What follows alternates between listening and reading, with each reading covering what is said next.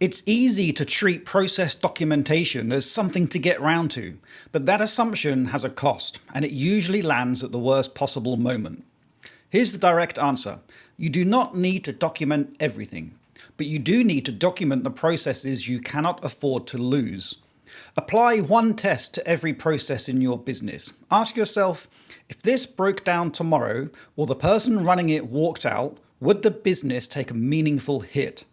If the answer is yes, that process needs to be documented. And if the answer is no, it's optional. That reframe matters. This is not a productivity exercise, it's a resilience decision.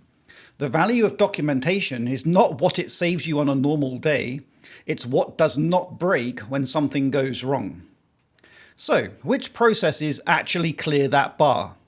Well, there's 3 signals to tell you a process is worth documenting. First, it's repeated. If the same task runs weekly, monthly, or every time you onboard a new client, the cost of it going wrong compounds over time. Documenting it once removes that recurring risk. Second, it lives in one person's head. If only one person knows how to run a process, that person is a single point of failure. When they leave, go on holiday, or get ill, the business absorbs the full cost of that knowledge gap. And third, failure causes real disruption. Think about your invoicing process, your client handover, your compliance checks. If any of those broke down without a documented fallback, the downstream damage would be significant. If a process hits any one of those 3, it clears the bar. But here's the counterweight. Because it's worth being honest about this, documentation has a real cost.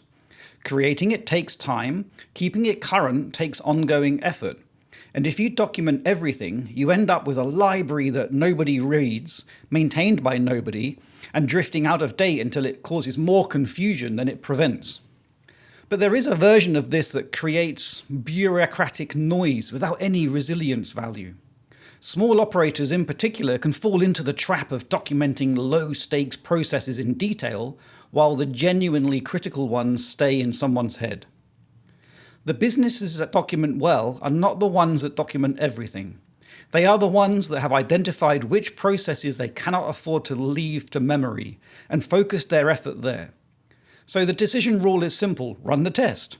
Would losing this process cause real disruption? Yes. Document it. No. Deprioritize it. If that was of value, subscribe to the channel for one real business question answered every video. For the same clarity in writing, the website and newsletter is 5minutebusiness.com.